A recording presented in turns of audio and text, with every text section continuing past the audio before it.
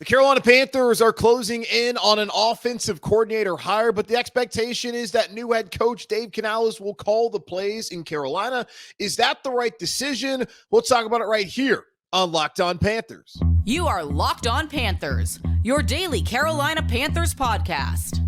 Part of the Locked On Podcast Network, your team every day.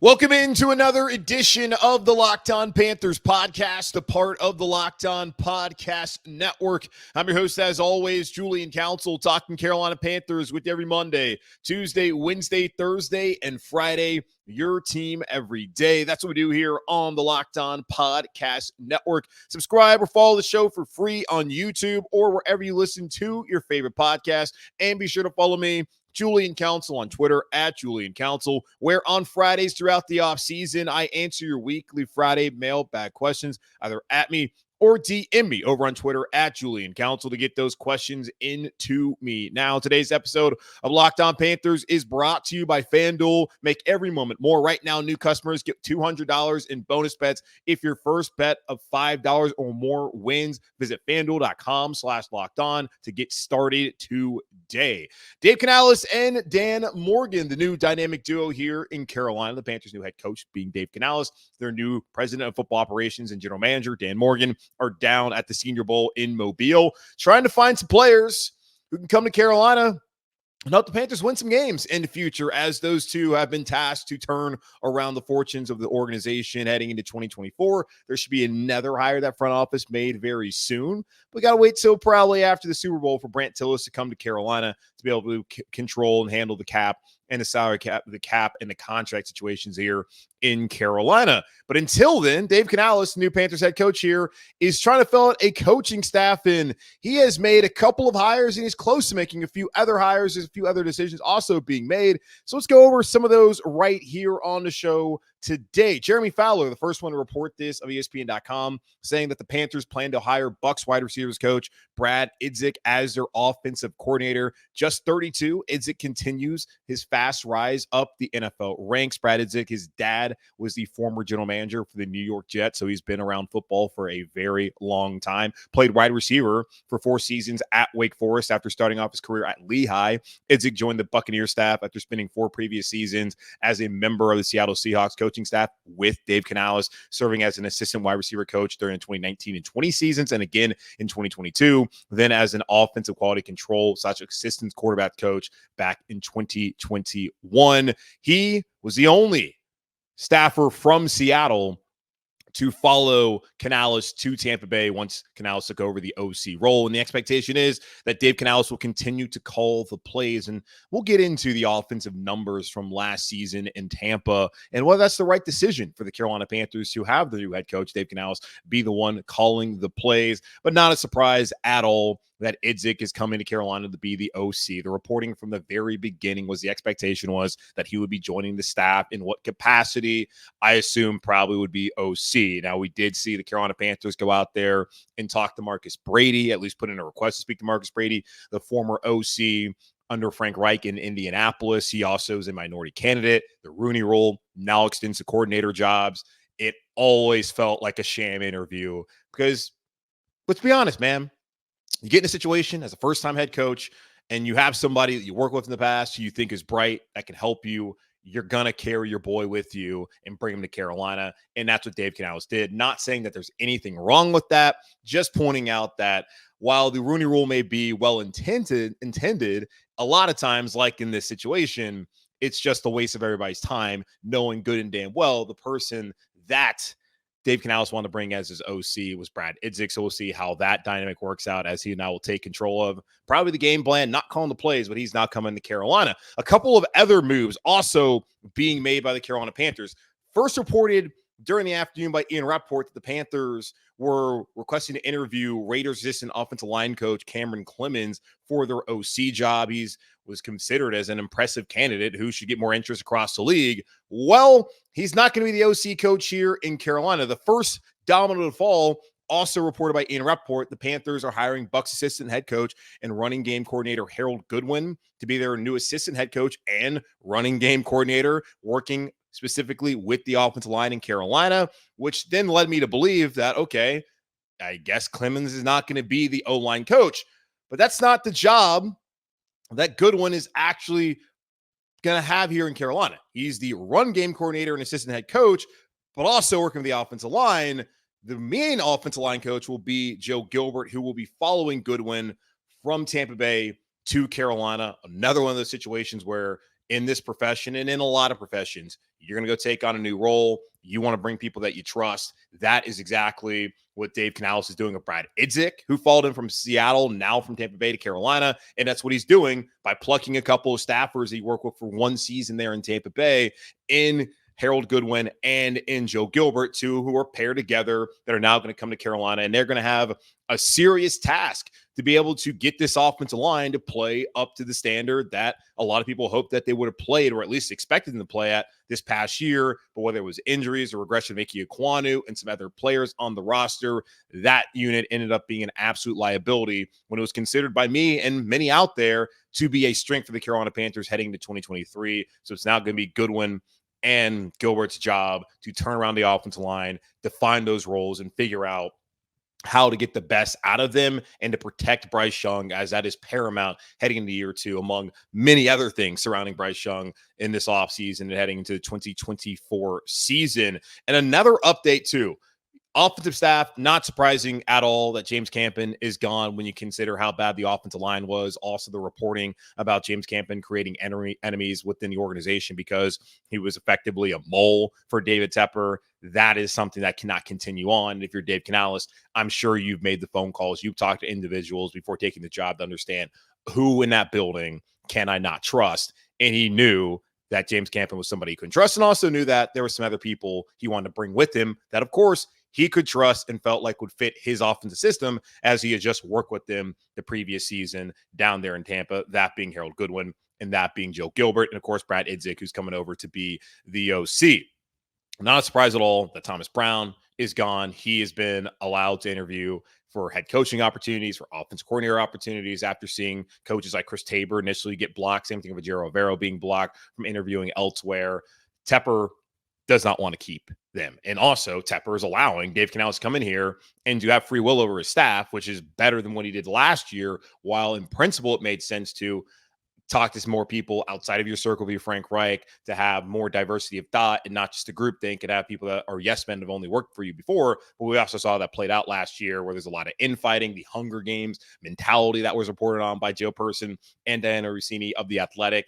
This makes more sense for Dave Canales to have sweeping changes on an offensive staff that was not great. And one of those changes appears to also be coming at the wide receiver coach position, as Josina Anderson of CBS Sports reported. Meanwhile, I'm told things are heating up between Panthers wide receiver coach Sean Jefferson and the Jets that have him join New York in the same role. Per sources, the Jets have been interested for quite some time and are hoping to finish the deal for Jefferson. Sean Jefferson is a respected wide receiver coach. That is a fact. The way the wide receivers played this past season is unacceptable. And for him to really be the person who was handpicking the Carolina Panthers second round pick in Jonathan Mingo, and for Mingo to play as poorly as he did as a rookie, that's not the most encouraging sign. And you could not expect that he would come back, in particular when you think that Canales has worked with receivers in the past. Idzik has spent a lot of time working with receivers in the past.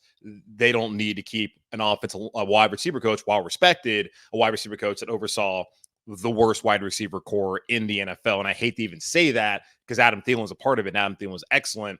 But in totality, with Thielen and with the rest, that was a bad wide receiver core, and a receiver core that did not help out Bryce Young, and one that definitely needs to be fixed this offseason if Bryce is going to have a chance to have success, and if the Panthers are going to be able to properly evaluate their former number one overall pick in Bryce Young. Now, Bryce Young is going to be working with Dave Canales, who wanted the challenge of working with Bryce Young. He likes Bryce Young, believes that Bryce Young can be a franchise quarterback in the NFL. Looking at the offensive numbers last year in Tampa, they're a little lacking, understanding the Bucs were a team that got to the playoffs. They won the division, won a playoff game, pushed Detroit to the brink there not too long ago.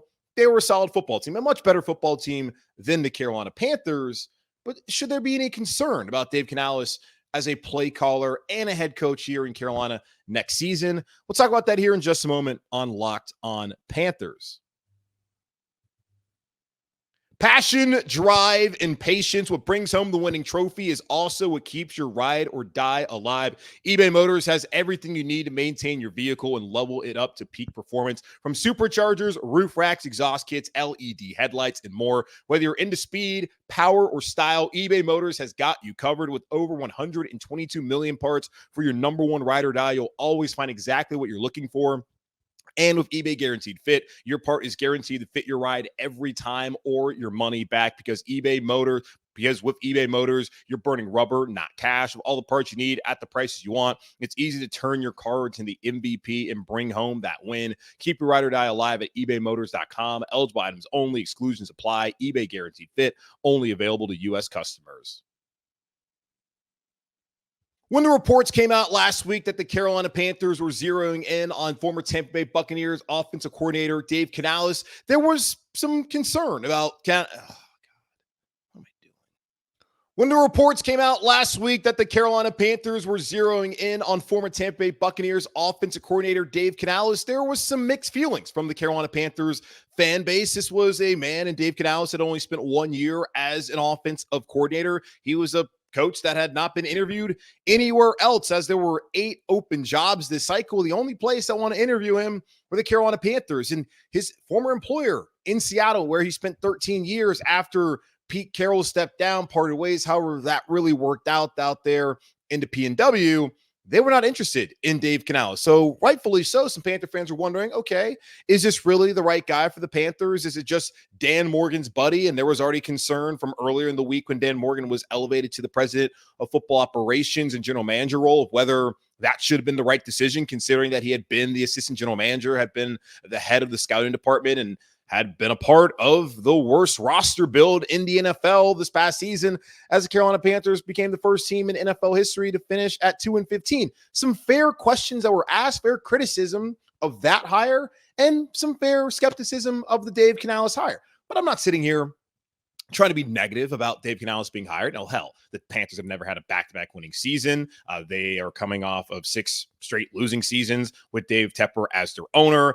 I just don't really feel like you can consider anybody as being negative when those are just facts about what the Carolina Panthers team and organization is right now. Want the team to win, but a lot of people are way too sensitive over what right now is the worst football team in the NFL. But the hope is that with Dan Morgan and Dave Canales paired together, that this team can move in the right direction. But certainly it's worth evaluating, exploring what the offense looked like this past year in Tampa Bay. Now, I can go off of the numbers. I have not sat back and watched every single Bucs game from this season. I have seen 3. I saw the 2 they played against Carolina, and I saw the 1 that they played against Detroit. Other than that, I did not watch Tampa Bay Buccaneers play football this past season, and nor am I going to spend the time going back and watching all the games they played last year.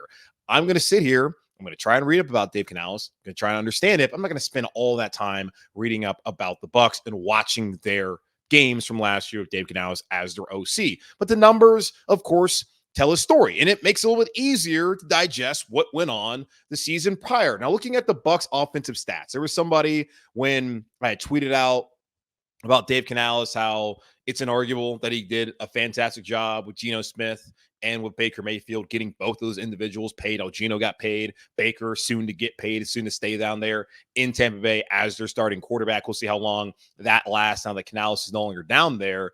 The resurrection of Geno Smith and to see what Baker's able to do this past season, did anyone really predict that those would be the results from the 2022 and 2023 seasons between those two quarterbacks? I doubt that would be the case. Maybe after watching Dave Canales work his magic on Geno Smith, there was a thought that he could do the same thing with Baker Mayfield. But even if you were the most bullish on Dave Canales, surely you did not see Baker Mayfield getting to that level. And I think he's supposed to be a Pro Bowler this upcoming weekend. So congrats to Baker, congrats to Geno Smith and what they're able to do with Dave. And Geno's been singing his praises since he was hired as the Carolina Panthers head coach. So all that is great.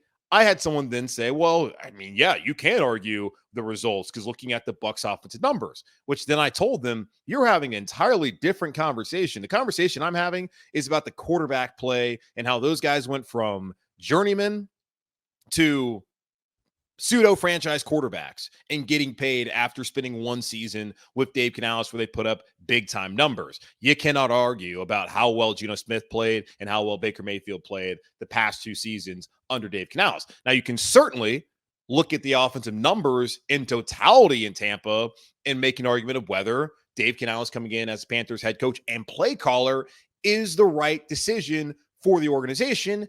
And we'll do just that right now. Looking at it and comparing to the Panthers, because you have to compare what the Bucs did to what the Panthers did last year, understanding that the Carolina Panthers do not have Tristan Wirfs. The Carolina Panthers do not have Mike Evans. They do not have, well, Mike Evans for now. They do not have Chris Godwin.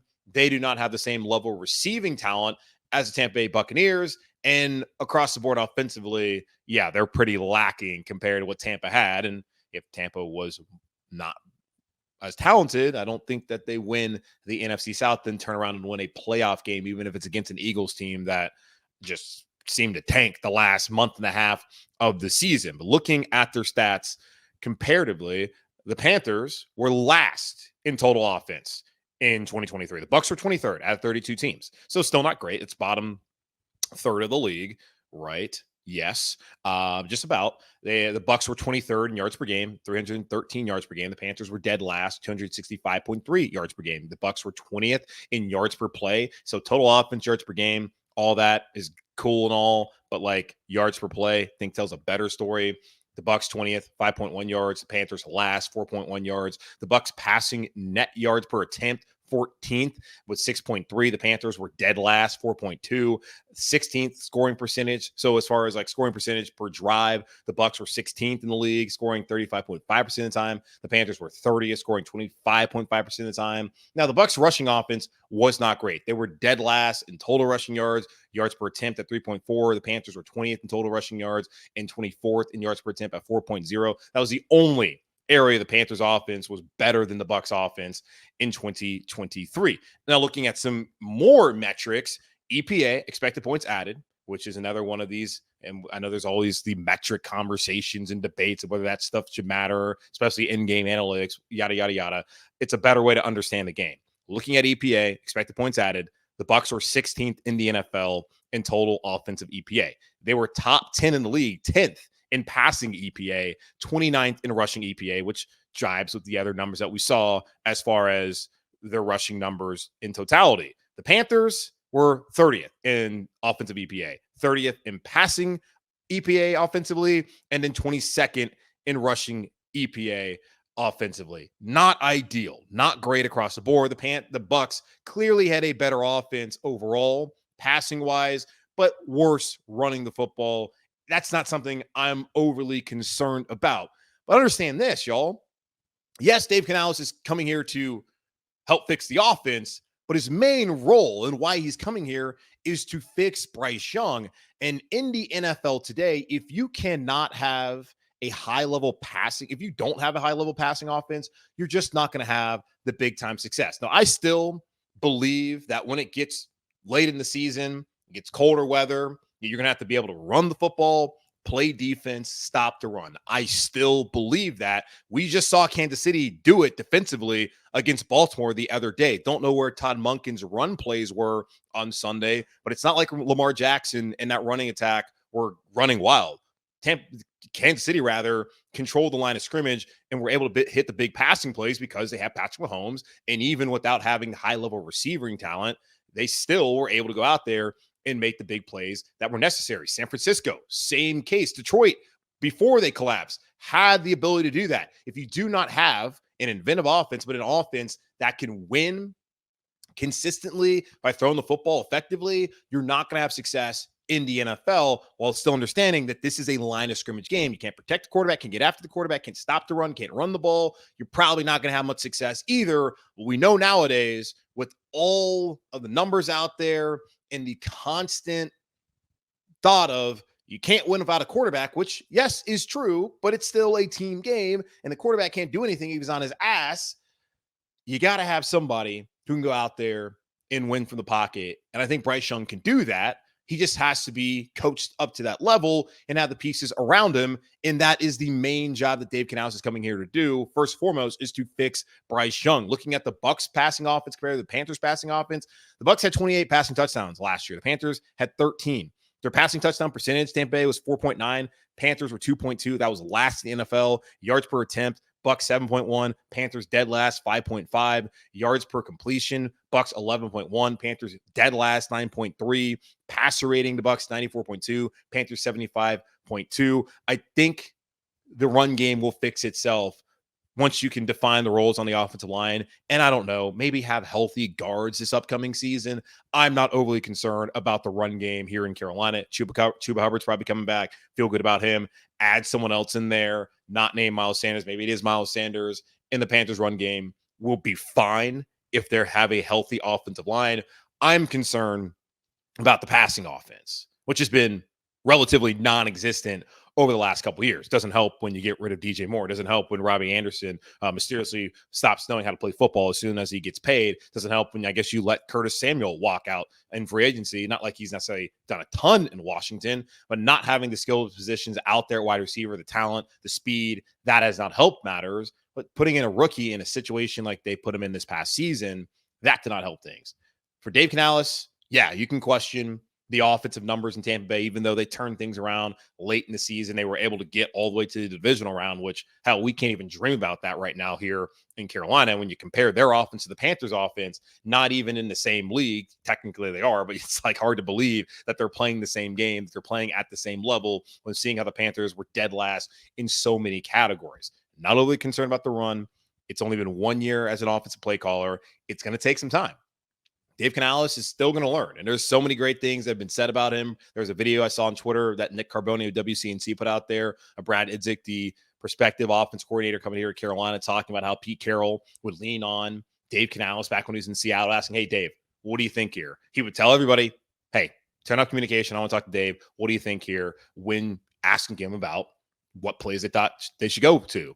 And hell, I saw a ton of people praising the play calling Dave Canales in that Lions game a couple weeks ago. Since he's been hired, Smith talks about how he believes he's going to be a great play caller. So many others out there in the media have talked about how they believe that Dave Canales has the chops. It's a learning experience. And one of the things about the NFL today, and looking at the lack of experience he has as a play caller and as a one-time OC, they just don't allow coaches to sit here and to learn. And honestly, I give a lot of credit to Ben Johnson, who maybe he didn't like the Seattle job. Maybe he didn't like Washington. He's loyal. He's staying down in Detroit. But he's getting another year of experience, another year watching Dan Campbell operate a franchise, another year as a play caller, another year basically as the head coach of the offense before potentially stepping into a head coaching role. So many, Bobby Slowick staying down there in Houston. So often, it just seems there's a rush to be a head coach. Yeah, the money's good, but this may be your only opportunity. And Dave Canales, somebody said, you don't turn down an opportunity. He got an opportunity to take the Bucs job last year, not necessarily considered the top OC job out there, had success with it, enough success to where, hell, he's the Panthers head coach. The Panthers, maybe not the most attractive job out there, but he likes to challenge ahead of him by working with Bryce Young, coming to Carolina and hoping to fix things here. So it's not like these offense coordinators are afforded a lot of time to learn on the job as OCs before being called upon to be head coaches or by being fired. We had the conversation a week ago. Brian Callahan was the longest tenured OC at 5 years. And then he gets hired, and it's like the longest tenured OC is probably like Ben Johnson, who's now heading into his third year, and no one thought he was going to get to his third year. These guys just don't get a lot of time. There's not a lot of patience. But I'm asking you, give him some time. Dave Canales he's going to be first-time head coach. He's still new to this. Bryce Young's still new to this. It's not like the Panthers are going to be that competitive anyways in 2024, likely. Hate to stomp on your heart and to not sell you hope on the street corner like the NFL does every offseason. Just be patient and try to think positive thoughts instead of the morbid depression that Carolina Panther fans have had over the last couple of seasons, thanks to David Tepper. Looking at Dave Canales' staff, he's already added a new offensive line coach, and he's also added an assistant head coach and running game coordinator. He's targeting an OC that will likely be announced soon as his OC. How much more experience is he going to add to his staff? What's the roles for guys like Jim Caldwell and Dom Capers going to be? Will they be staying in Carolina? We'll talk about that here in just a moment on Locked On Panthers. Happy Super Bowl to all who celebrate from FanDuel, America's #1 sportsbook. If you're like me, Super Bowl Sunday is all about scoring the best seat on the couch, grabbing your favorite football snacks, and placing some super bets. And guys, the best thing about the Super Bowl is the food. I know the commercials are great, but it's the food and the game. Like, I'm really there to watch the game, and it can be frustrating at times when you're at a party and people are just talking the whole time during the games. Like, I want to hear the commentary, but the food, that's #1, then the football. Then, commercials a very, very, very distant third. FanDuel has so many ways for you to end the season with a W or 2 or 3. Not only can you bet on who will win Super Bowl 58, but FanDuel also has bets for which players will score a touchdown, how many points will be scored, and so much more. New customers, join today, and you'll get $200 in bonus bets if your first bet of $5 or more wins. Just visit FanDuel.com/lockedon to sign up. That's FanDuel.com/lockedon. Make every moment more. FanDuel, an official sportsbook partner of the NFL. As I was putting my notes together for the show, I was looking at Dave Canales and his staff, some of the names that he's going to bring over. Brad Idzik, who's expected to be the OC here in Carolina. That's not a surprise there. He's 32 years old, so very young. Dave Canales at 42. Oh, he's not 42. How old is Dave Canales? I just get his. All right.